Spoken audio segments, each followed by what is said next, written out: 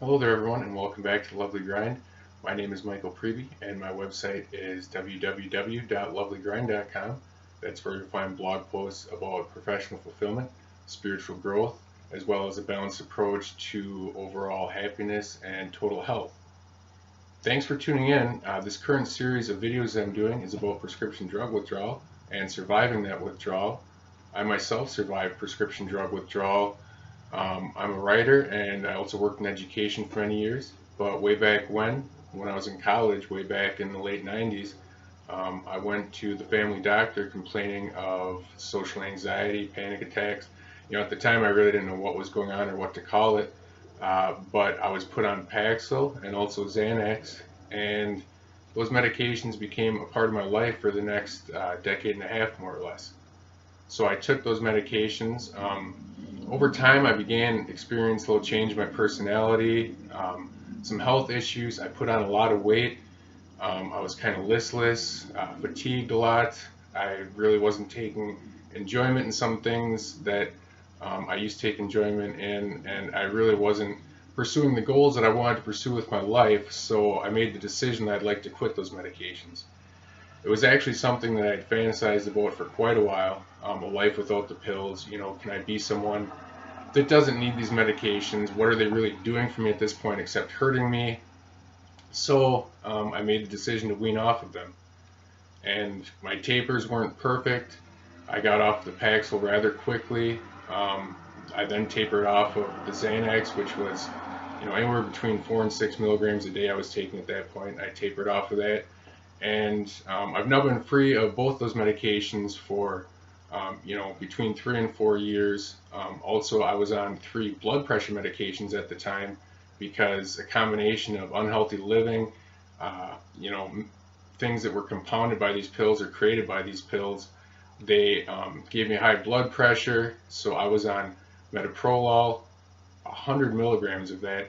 I was on lisinopril, on hydrochlorothiazide.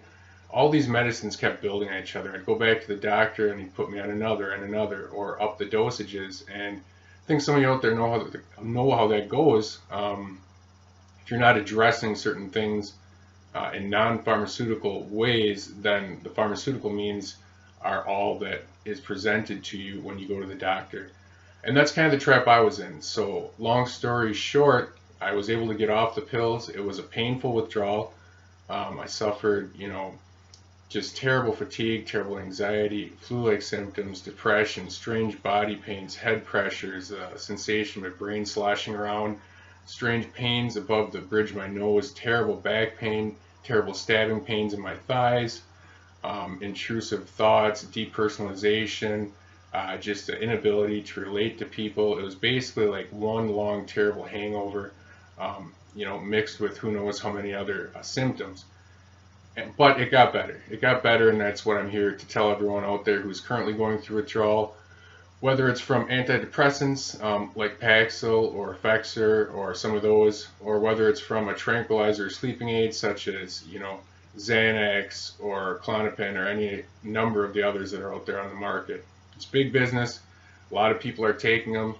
And I'm not here to say that the pills don't work, but after a while, there's a lot of people that are having problems because of the pills, and there's some issues that were never addressed, and instead the pills were leaned on perhaps as a quick fix for those problems. I know that, over the years I wish that I had addressed my anxiety in different means, but there's no point in looking backwards. It's only beneficial to look forward. So no matter what your situation is at this point, no matter why you were put on those medications, no matter if you're still taking those medications, if you're in the process of tapering, or if you're currently just going through a 1 month withdrawal, a 6 month withdrawal, a 2 year withdrawal, a 4 year withdrawal, I'm here to tell you that it does get better, it can get better. I found light at the end of the tunnel, so I know it's there, and I'm here to tell y'all about that light that I found. Now, healing for me, it doesn't mean that life is 100% perfect. There's still times when a person's going to get a little down or feel a little fatigued or get stressed or get angry or have a bad night of sleep. That's just regular life. Healing means getting back to that regular life. Before that, when the pills were just such set in stone part of the daily regimen, in my mind, that's not regular life. That's an alternate reality. Now this is regular life. And so healing means getting huge relief from all those symptoms. Most of the symptoms just drop off or lessen in intensity to the point where they're barely there. And then there's the regular everyday stress to deal with. But I know that until you get to that point, it's a huge struggle. I can speak to that. And today I just want to tell you all that nothing really is impossible when it comes to the healing process. Some people would say, oh, that's easy for you to say because I haven't yet found healing. I don't believe it's there. But that is a huge impediment to the healing process in and of itself. I just don't believe that healing won't be there for everyone in some form if you really stick with it and do the right things as far as spiritual growth and exercise, diet, patience, building inner strength, taking care of oneself, and really, really adhering to a positive mindset, putting yourself around positive people, consuming positive media, and being gentle with yourself in the process. So like I said, at the way beginning, 5, 6, 7 years ago, I was ballooned up to probably 70 pounds heavier than I am right now. I was smoking between half a pack and a pack of cigarettes a day. I could barely go for a walk, much less a run. Now I'm an avid runner. I was on 3 blood pressure medications. I was on between 20 and 40 milligrams of Paxil, between 4 to 6 or 7 daily milligrams of Xanax, and I was able to get away from all of those things. And I thought at the time, I truly thought it was impossible for so many years. For so long, I would fantasize, about a healthier life. There were so many things that I wanted to do. If only I could regain my energy and my sense of humor and the optimism I once had and the sense of dreaming I once had. I just fantasized about it, but the pills were kind of numbing me, and they were not allowing me to be myself. So it was a long, slow process, but it was possible.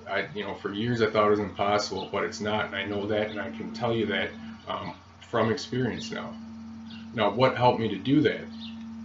Well, first of all, a lot of time. The worst of my withdrawal lasted between 12 and 18 months, but up until 24 months, it was still precarious at times.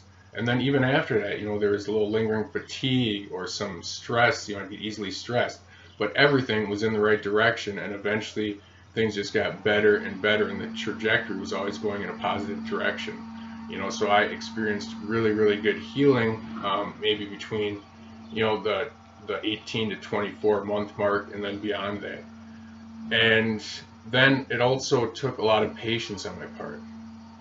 By nature, I'm not a patient person. I want to see results right away. In some ways, that works to my benefit by fueling me with determination, but in other ways, that worked against me in the withdrawal and healing process. I had to learn to have patience, because no matter how bad that I wanted things to happen, no matter how badly I worked at them, I knew that there were some things that only time would do, and that would only be done on God's timetable. And really, that's a part of it too. That's a part of going through the process successfully, is accepting that for a while you're in a slightly compromised state. What would have been a victory for you 6 months ago before the withdrawal started isn't possible right now. So a victorious day doesn't per se mean conquering the world, getting a raise, going out and starting a new career. What it means is surviving for a while. For a while, survival is your victory. Just surviving day to day is your victory. And that period might last 3 months or 6 months or 4 years. But you have to remember how much you're accomplishing by simply surviving, because that pain you're feeling each day is another day of healing. It's another day that you're putting between you and the last day you took the pills. So by definition, it's another day of healing. So you're building those days of healing upon themselves. The body's repairing itself, the mind's repairing itself, and you're learning valuable skills and developing an invaluable inner strength throughout that process. Spiritual growth also helped me. A daily spiritual practice. For some people, that might mean going to church on a regular basis. For me, that more meant daily devotion, short daily devotions, especially in the morning time. When I first started going through Paxil withdrawal, I had to commute an hour and 15 minutes each way to 8-hour office job. And so, excuse that noise outside my window, but I had to commute an hour and 15 minutes each way. So I'd wake up around 5:30, And I felt as if hell itself had opened up upon me. So I'd open up a devotion, get that positive perspective going, that spiritual connection going, to know that I wasn't going through things alone. And then I would get on with my day, which was often, pain upon more pain and very, very tiring. But throughout the day, devotion and prayer and eventually journaling became an important part of, what I would also call the spiritual growth process. Um, so that was very important to my healing, to making the impossible possible. Spiritual growth plays a big role in that. Also, things, and I know any of you who have listened to this before, exercise, diet, I preach that all the time because it really does repair and take your mind and body to the next level. Do what you can as you can. That's going to be a huge part of your success. Also, stress relief, building your own personal stress relief plan. For me, at times that meant taking off of work early, working with my manager, saying that I needed to leave this date early. At the time I said it was because I was feeling overly stressed. I didn't say the words prescription drug withdrawal, but I worked some extra hours of vacation leave into my schedule so that I could go home, take a short nap, go outside, go for a short walk, then work on a little writing and really rejuvenate myself throughout the evening instead of getting further worn down. That really gave me something to look forward to. So those are a few things that helped me to get through the process. I just want to let you all know once again that if whatever you're thinking is impossible now, it's really not. And if you keep moving along the right path, you're going to discover that in your own time.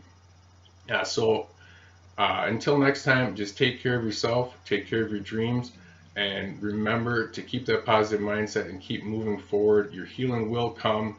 It might come a little more slowly than you thought, but don't become disheartened.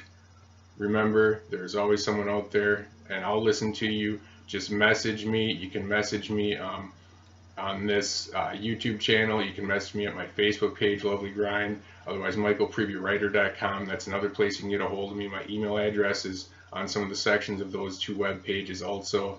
And just to mention one more thing, I have been getting some messages lately, people that are interested and taking some of these conversations to the next level with some coaching work and some one-on-one kind of progress work to help them through the withdrawal process. So I have decided to work with a small number of people in the upcoming month, just some half-hour or hour coaching sessions for people who are going through the prescription drug withdrawal process. You can ask me any questions you want about what I went through. You can tell me all about what you're going through.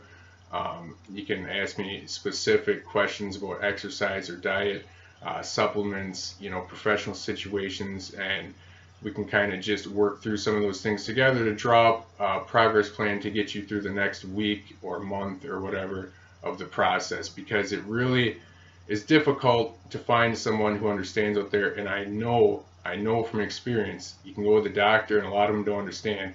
Go to your family members, a lot of them don't understand. I do understand, and these videos and my writings and the work I've done so far to give people hope in this process is something that's very important to me.